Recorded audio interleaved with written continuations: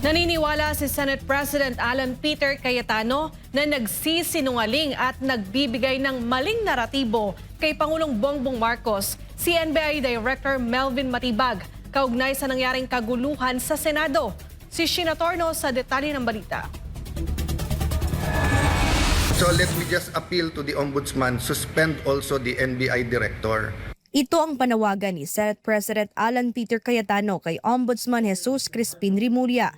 Yan ay matapos patawan ng Ombudsman ng 6 na buwang suspensyon si OSA Chief Mau Aplasca matapos ang nangyaring kaguluhan sa Senado mula May 11 hanggang May 14. Ani Cayetano, si NBI Director Melvin Matibag ang dapat suspendihin. Because he is more a suspect than General Mau dito.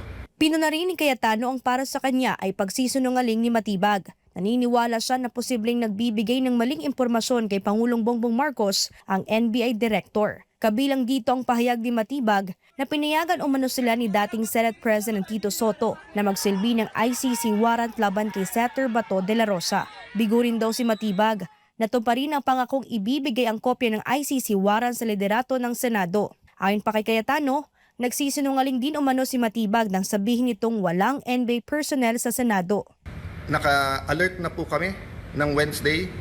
Pagdating po ng hapon ng Wednesday, paulit-ulit sinasabi po sa akin na meron pong NBI agents na naka-full tactical gear. Ibig sabihin po, naka-uniforme, may vest, may mahabang armas na nasa GSIS.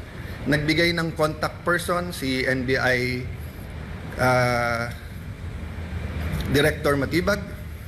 Tinawagan namin yon. At sinabi niya, pinapaabot ni Director, walang NBI sa Senate, walang NBI sa GSIS.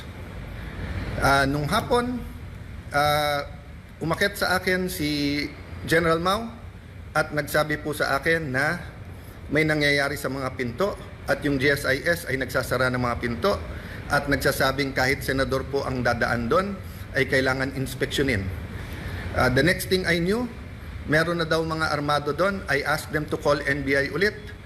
Sinabi na naman nila na wala. Samantalang kitang-kita na ng mga nakasuot ng NBI. The next thing we knew, may mga putukan na. Still, they were denying that NBI yon.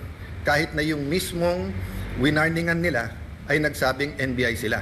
Question number rin para kay Cayetano kung bakit NBI ang hiningian ng tulong ng GSIS para sa pag-secure sa kanilang lugar. Gayong trabaho umano ito ng Philippine National Police o PNP. Para rin kay Cayetano, propaganda ang mga pahayag na nag-uugnay sa Senate Majority sa alegasyong drama at planado ang putukan sa Senado. Lalo pat wala doon sa loob ng Senado ang bagong minority senators nang mangyari ang siege. Kayo po sa minority, mas importante sa inyo ang 2028, mas importante sa inyo ang Senate presidency, kaso sa buhay ng mga kasamahan nyo. O sige, tanggapin ko na yun. Tanggapin ko na kung meron utak pulbura, meron din utak politiko. But you're willing to see the Senate that way and you're willing to join the narrative, to flip the narrative. Binigang ninaw naman ni Cayetano ang kumalat na video ni Senator Jinggoy Estrada na nagsasabing itago ang CCTV footage sa kasagsagan ng putukan.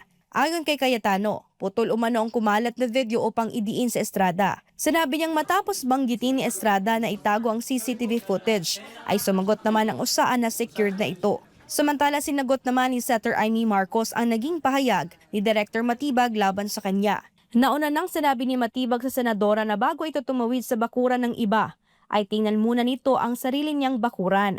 Tugon naman ni Senator Amy na bago magbutas ng bahay ng iba si Matibag ay siguraduhin muna nitong walang butas ang kanyang mga palusot. Sa ngayon, patuloy ang isinasagawang independent investigation ng OSAA at ng Philippine National Police sa nangyaring kaguluhan sa Senado. Hindi naman ikinababahala ni Cayetano ang planong kudeta ng bagong Senate minority laban sa kanya. Para sa Diyos at sa Pilipinas kung mahal, ito si Sheena Torno, SMNI News.